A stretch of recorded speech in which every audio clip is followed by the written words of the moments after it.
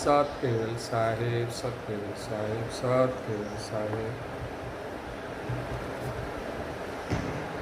परम गुरु श्रीमद करुणा सागर महाराज श्री रचित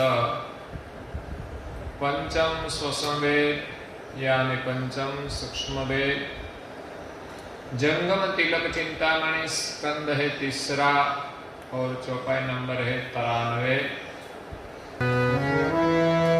साहित्य सकल सत गुरु कर खोजा, बिनहु मोक्ष वृथा क्यों खोजा। ओ सतगुरु सामृत जग माहे, तेहो तोला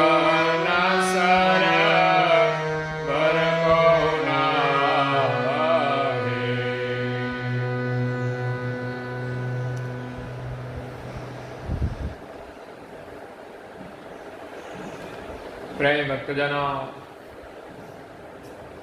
ज्ञान संप्रदाय के आद्य स्थापक अनंत ब्रह्मांडाधीश केवल कर्ता के परम विशेष अंश सकृत सिद्धांत का प्रतिपादन करने वाले अनंत अंशों के तारणहार केवल धर्म धुरंधर नव बुद्धि के सागर महान समर्थ परम श्रेष्ठ परम विभूतिवान परम दयालु परम कृपा निधि सर्वज्ञ दिव्य परम गुरु श्रीमद करुणा सागर जी महाराज जगत के जिज्ञासु और मुमुक्षु अंशों को तिलक की महिमा का वर्णन करते हुए स्वरचित पंचम स्वसंवेद ग्रंथ के तीसरे स्कंद में अपनी अलौकिक अमृतमय वाणी से उपदेश देते हुए कहते हैं, ताहि ते सकल सतगुरु करि खोजा, बिनहु मोक्ष वृथा क्यों खुवो रोजा।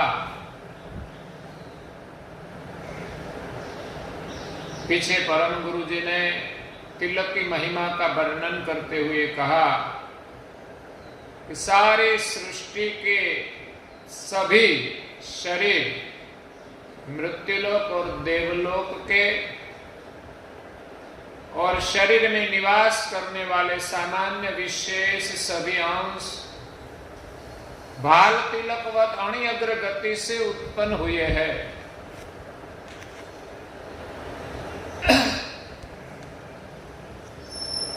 अंश सब इस सृष्टि में अणि अग्रगति से आए हैं।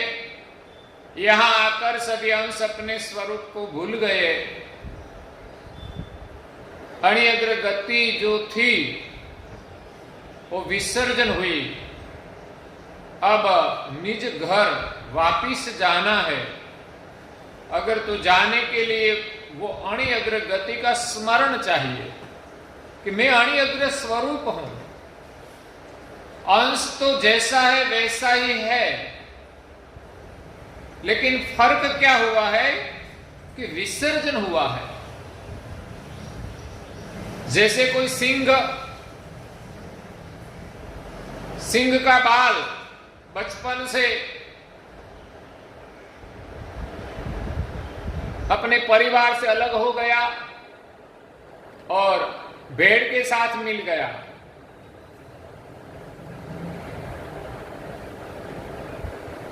तो बचपन से उनके साथ रहते थे तो वो भेड़ जैसा व्यवहार करने लगा। वो था तो सिंह ही था, लेकिन खुद को पता नहीं था कि मैं सिंह हूं। इसलिए न तो वो सिंह जैसी गर्जना कर पाता, न उनका कोई ऐसा चारा था। लेकिन एक दिन कोई सिंह ने उस सिंह बाल को देख लिया कि हमारी जाति का वो यहाँ कहाँ घूम रहा है।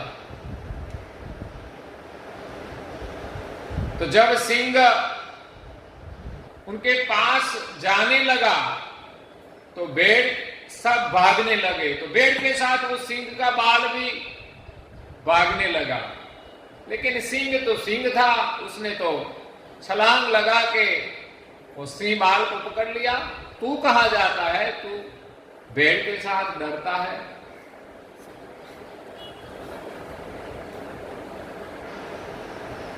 पकड़कर उसको कहा तू सिंह है।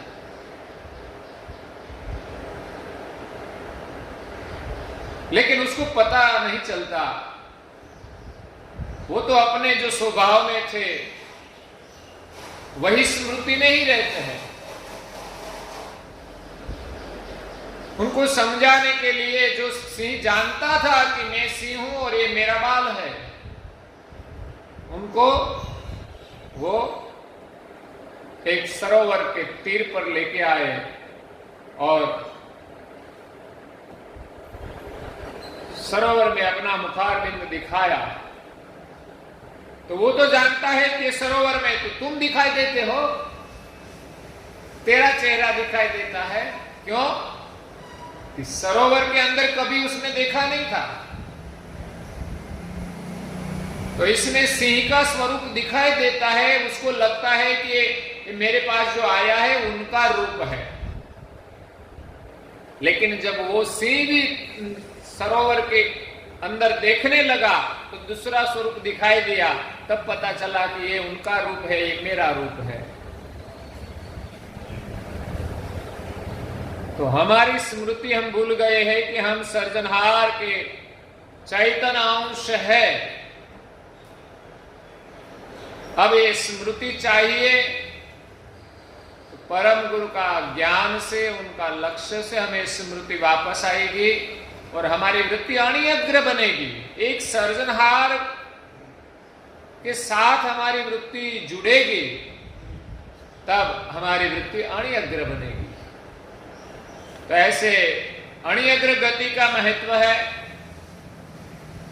और परम गुरु जी कहते हैं कि जैसे कोई राज दरबार में जाता है तो सब हाथ जोड़ के आधीन होकर जाते हैं, वैसे हमें भी सृष्टि के सृजनहार सारे विश्व के राजा है और सभी अंश उनकी प्रजा है।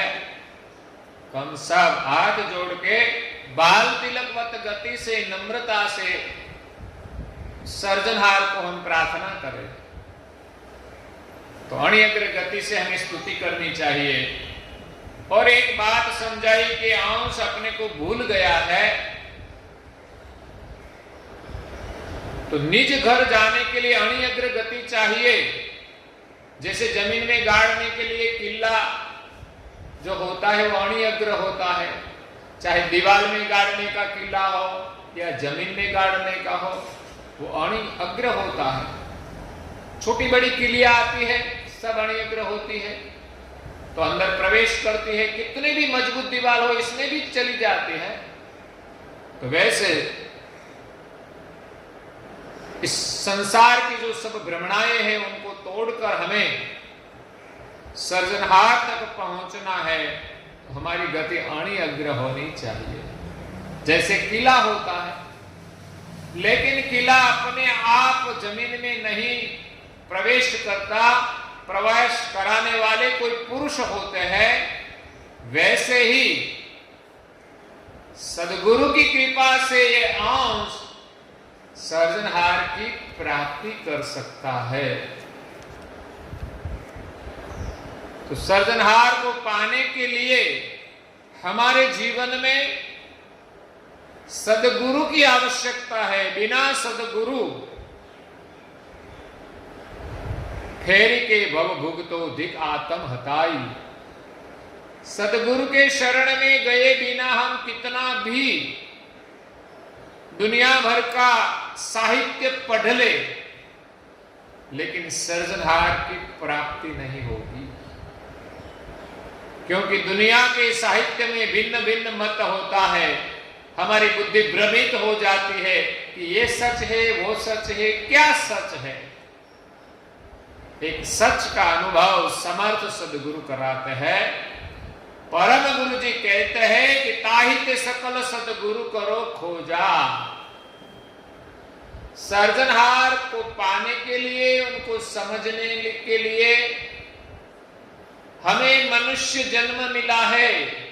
मनुष्य के अलावा और कोई शरीर से हमें सर्जनहार की पहचान नहीं होती, उनकी समझ नहीं होती। किसी प्राणी, पशु, पंछी, पेड़ पौधे को पता नहीं हमारा सर्जनहार कौन है। उनके आगे लाख कोई प्रयत्न करे तो भी समझ में नहीं आएगा। लेकिन मनुष्य एक ऐसा है, सर्जनहार ने मनुष्य में धर्म की लक्षणाएं रखी है, इसी प्रकार की समझ दी है और जागृत अवस्था प्रधान है। इसी के कारण मनुष्य देह से ही इस अंश को जन्म मरण से मुक्ति मिल सकती है, 84 के बंधन से मुक्ति मिल सकती है और सर्जनहार की प्राप्ति हो सकती है। तो परम गुरु जी कहते हैं कि ताहित सकल सदगुरु करो खोजा। इसीलिए इस संसार में आप सब जन्म मरण से मुक्त होने के लिए सदगुरु की खोज करें। जिन जिन महापुरुषों ने परमेश्वर की प्राप्ति के लिए सदगुरु की खोज की, तब उनको कुछ लाभ हुआ है। बिना सदगुरु हमें कोई मार्ग नहीं मिलता। संसार में भी ऐसा होता है, बच्चों पढ़ने के लिए स्कूल में जाते हैं, शाला में जाते हैं, पढ़ाई करने के लिए। वहां शिक्षक होते हैं जो गुरु कहा जाता है। अगर शिक्षक का लड़का हो तो भी उसको स्कूल में ही जाना पड़ता है। घर में शिक्षक होते हुए भी वो पढ़ा नहीं सकता। क्यों? कि गुरु ही उनको शिक्षण प्रदान कर सकता है। घर में जो शिक्षक है वो उनके लिए शिक्षक नहीं, उनके पिता होते हैं। इसी के कारण उनके पास वो शिक्षा नहीं पा सकते। इसलिए गुरु की महिमा है, गुरु का एक आदर होता है। पिता के आगे पुत्र का भाव कुछ अलग होता है और गुरु के आगे भी भाव कुछ अलग होता है। गुरु के रूप में जब श्रद्धा होती है तब विद्या प्राप्त होती है। इसीलिए संसार में निज स्वरूप का ज्ञान पाने के लिए, बंधन से मुक्ति पाने के लिए सदगुरु की आवश्यकता है।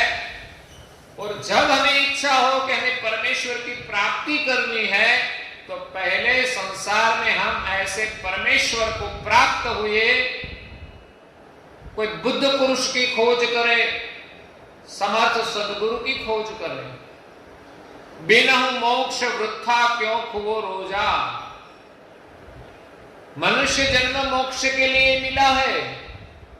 बिना मोक्ष के पुरुषार्थ में आप क्यों सभी दिन गवाते हो।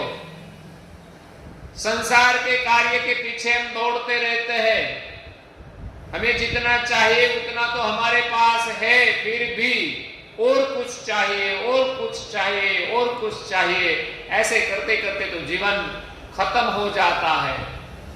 हाय होय में चाहिए चाहिए में खत्म हो जाता है, सुख नहीं मिलता।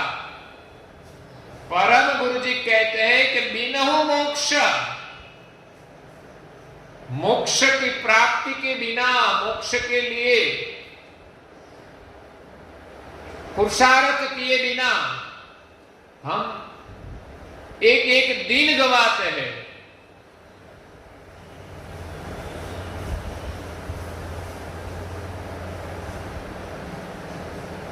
कबीर जी ने कहा है, दिन गवायो खाए के रात गवाई सोए के।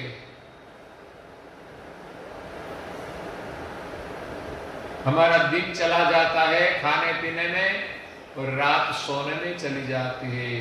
हीरा जन्म अमोल था, जो संसार के पदार्थों में हमें गवा दिया।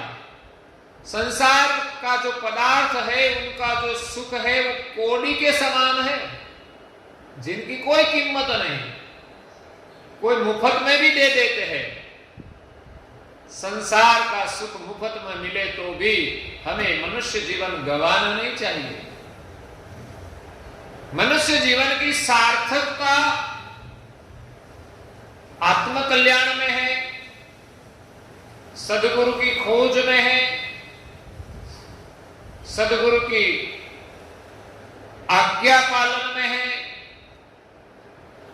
परमेश्वर का भजन में हमारा जीवन की सार्थकता है। वो सदगुरु सामर्थ जगमाही, इस संसार में सदगुरु महान समर्थ है, जो हमें संसार सागर से पार करा देते हैं। लेकिन आजकल सदगुरु तो दुनिया में बहुत बन बैठे हैं। जो जो गुरु बने हैं वो सबके आगे लोग अपने गुरु के आगे सदगुरु का संबोधन कर देते हैं, लेकिन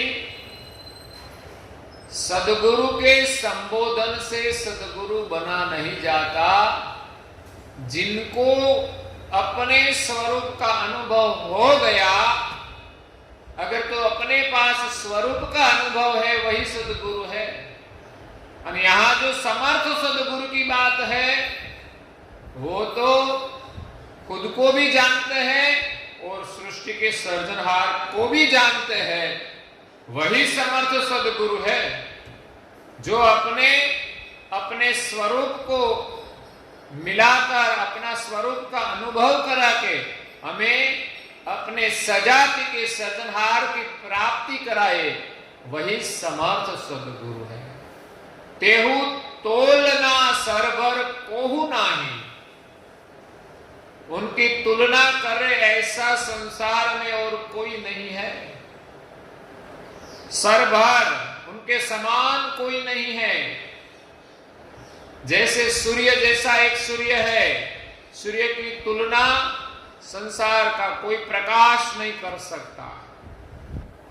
चाहे कितना दिया मिलाया जाए, कितनी लाइट इकट्ठी की जाए, दुनिया भर का पावर स्टेशन एक करके उसमें निकला हुआ पावर और इतना बड़ा हेलोजन बनाया जाए, फिर भी वो पृथ्वी का अंधकार दूर नहीं कर सकता। आज लाइट है, लेकिन सूर्य के जैसा प्रकाश नहीं कर पाता। सूर्य उदय होते ही कोने कोने में उजाला हो जाता है। जब लाइट कितनी भी बड़ी हो, उनके प्रकाश की मर्यादा है। इसलिए सदगुरु के समान संसार में कोई नहीं है। सदगुरु की कृपा के बिना हमें संसार सागर कभी पार नहीं हो सकते। इसीलिए सदगुरु की आवश्यकता है।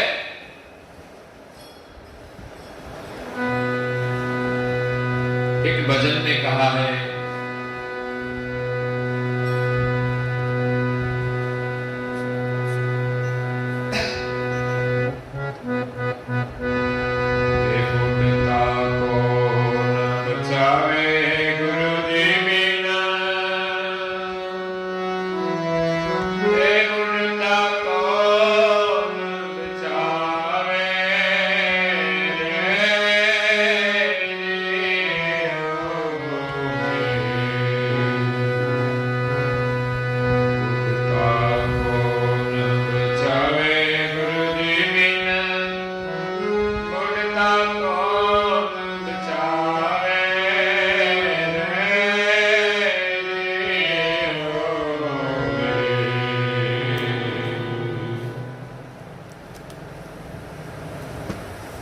जगतनी अंदर बहुत सागर माथी सदगुरु बिना कोई पार नहीं करा सकते। आगे कहते हैं, जाको सतगुरु पूरा मलिया संशय जाल जलावे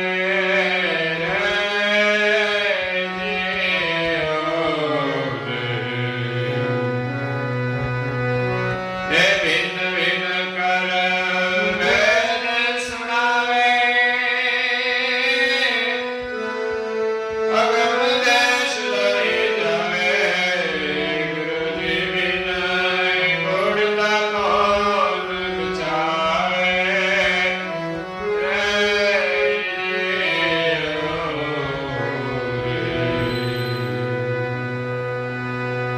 अक्षर अक्षर की खोज करे तो आनंद घन मिल जाए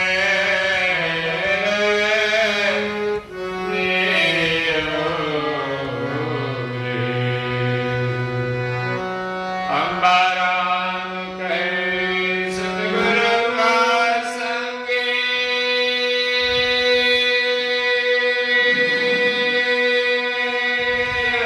अंबाराम कहे सतगुरु का संगे सत्संग को गावे सत्संग को गावे गुरु जी बिन गुड़ता कौन बिचारे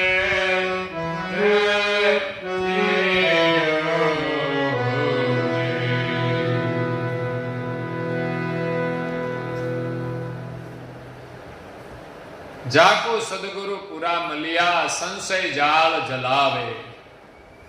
हमारे मन में कई संशय है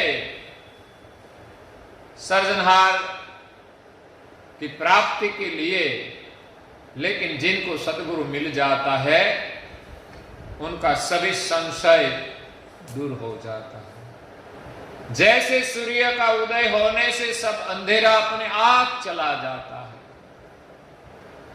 लेकिन हमारे पास दृष्टि होनी चाहिए, नहीं तो सूर्य का प्रकाश होते हुए भी हमारे पास दृष्टि नहीं होती तो हम देख नहीं पाते। सद्गुरु हमें ज्ञान की दृष्टि प्रदान करते हैं और हमारे हृदय में प्रकाश करते हैं। भिन्न भिन्न कर भेद बतावे। परम गुरु जी ने इस पंचम स्वसंवेद ज्ञान के माध्यम से भिन्न भिन्न प्रकार से ज्ञान देकर सभी प्रकार का भेद बताया है कि संसार में सर्जनहार की जो अनेक मान्यताएं हैं, सृष्टि उत्पत्ति की जो मान्यताएं हैं, उन सभी का भेद ज्ञान से बताया है और सभी का संशय मिटाकर अगम देश ले जावे। जिनका संशय मिटता है वही अगम देश जा सकता है। सद्गुरु की कृपा के बिना इस संसार से हमें कोई बचा नहीं सकता। क्षर अक्षर की खोज करे, यहां सद्गुरु की खोज करना है तो सद्गुरु की कृपा से हमें क्षर और अक्षर का पता चले कि नाशवंत क्या है और शाश्वत क्या है।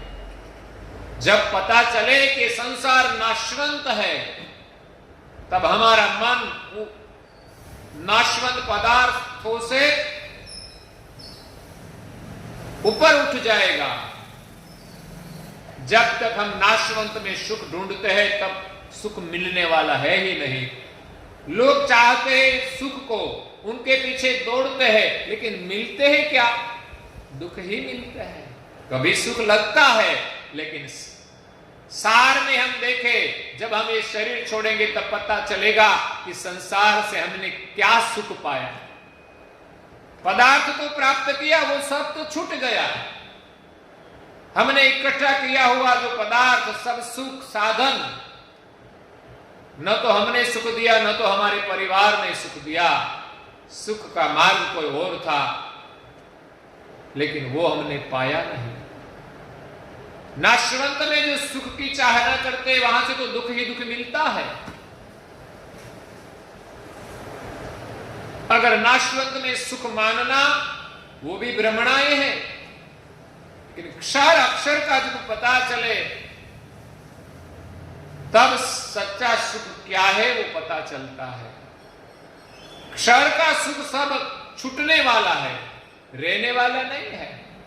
अंत काल आएगा, शरीर छूटेगा, तब कोई चीज आपको मदद करने वाली नहीं है। लेकिन जिनको आत्म सुख मिल गया है उनको कोई पदार्थ की चाहना नहीं रहती। चाहना नहीं है तो दुख भी नहीं है। तो क्षर अक्षर की खोज करे तो आनंद घन मिल जावे। सर्जनहार का सानिध्य का जो सुख है वो आनंद का घन है। हम तो संसार में जो बारिश के थोड़े थोड़े पानी भरे हुए होते हैं, जिसमें तो मच्छर कीड़े भी रहते हैं, इसमें सुख ढूंढते हैं। लेकिन आनंद का जो घन है, आकाश में बादल में इतना पानी है जहां पानी की कोई कमी नहीं है। संसार से जो ऊपर उठते हैं उसको आनंद का घन मिल जाता है। आनंद घन मिल जाए। अम्बा राम कहे सत का संगी, जो सत का संगी हो।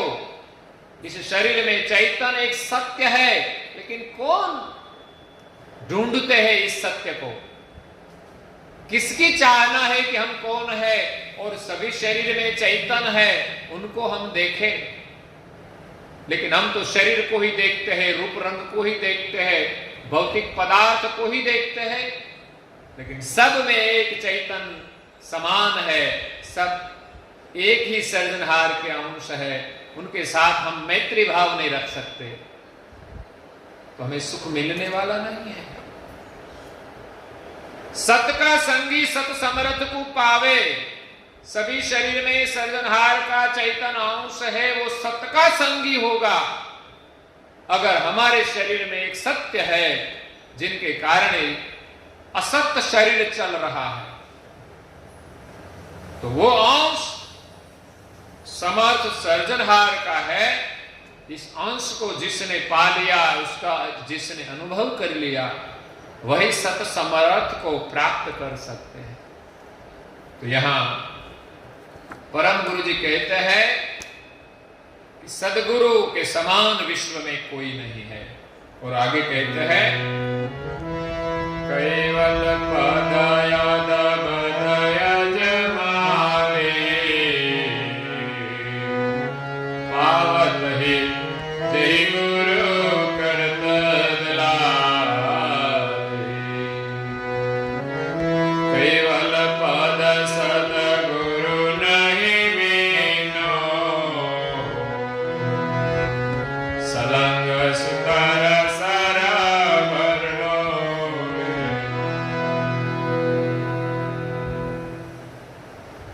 सदगुरु की क्या आवश्यकता है जीवन में, सदगुरु की क्या महिमा है जीवन में, वो जब पता चले तब हम सदगुरु के शरण में जाएंगे और सदगुरु की कृपा से ही हम सुखी होंगे। इसलिए परम गुरु जी यहां हमें सदगुरु की खोज करने को कहते हैं कि आपका समय ऐसे मत गवाना, क्योंकि अपने निज घर की प्राप्ति के लिए सदगुरु ही हमें अपने सर्जनहार की पहचान कराते हैं। आगे परम गुरु जी सदगुरु की महिमा का वर्णन करते हैं इस चौपाई में, लेकिन हमारा समय होता है तो यहाँ आज की कथा को विराम देते हैं। कल हम आगे का सत्संग श्रवण करेंगे। अस्तु सत्केवल साहे श्रीमद् करुणा सागर महाराज की जय। कैवल धाम की जय। श्री रविचंद्र जी महाराज की जय।